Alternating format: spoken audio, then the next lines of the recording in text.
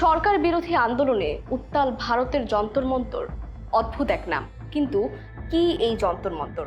নয়াদিল্লির ব্যস্ত সড়কের পাশে অবস্থিত যন্তর মন্তর শুধু একটি ঐতিহাসিক স্থাপনা নয়, এটি ভারতের বৈজ্ঞানিক ঐতিহ্য ও আধুনিক নাগরিক আন্দোলনের এক গুরুত্বপূর্ণ প্রতীক। অষ্টাদশ শতকে নির্মিত এই জ্যোতির্বিদ্যা পর্যবেক্ষণাগার আজ দেশটির বিভিন্ন সামাজিক ও রাজনৈতিক আন্দোলনের পরিচিত স্থান হিসেবে ব্যবহৃত হচ্ছে। 1724 সালে জয়পুরের মহারাজা সয় জয় সিং দিল্লির যন্তর মন্তর নির্মাণ করেন।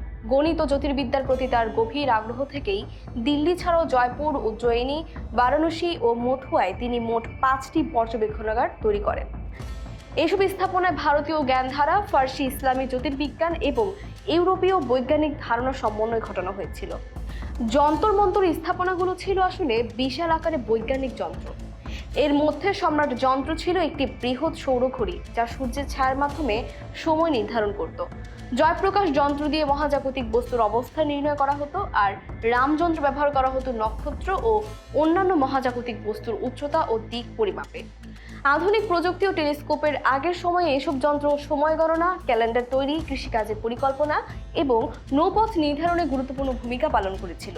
তবে সময়ের সঙ্গে বদলে গেছে যন্তর মন্তরের পরিচয়। কেন্দ্রীয় দিল্লির গুরুত্বপূর্ণ সরকারি স্থাপনার কাছে অবস্থিত এবং জনসমাগমের জন্য উপযোগী হওয়ায় এটি ধীরে ধীরে নাগরিক প্রতিবাদ ও গণ আন্দোলনের অন্যতম প্রধান স্থানে পরিণত হয়েছে।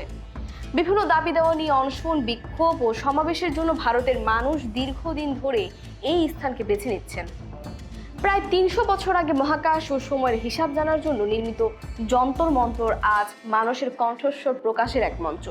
বৈজ্ঞানিক ঐতিহ্য ও সামাজিক পরিবর্তন ইতিহাস দুয়ের সাক্ষী হয়ে দিল্লির এই স্থাপনা এখনো গুরুত্বপূর্ণ হয়ে আছে।